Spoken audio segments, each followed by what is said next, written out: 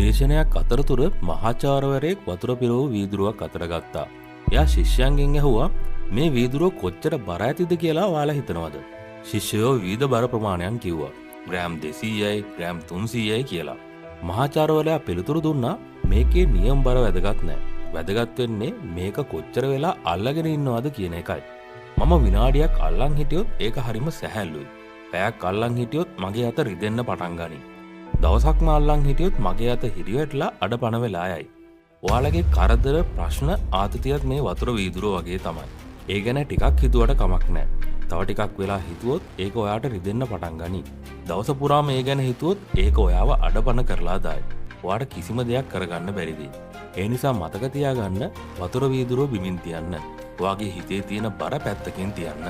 හැම ප්‍රශ්නයක්ම ඒ මොහොතේම විසඳන්න බෑ. ඔයාගේ කරදර සැහැල්ලු වෙන්නේ නෑ. ඒත් ඒවා පැත්තකින් තියලා විවේක ගත්තාම ඒ බර උත්සන්න ඔයා ශක්තිමත් වෙනවා.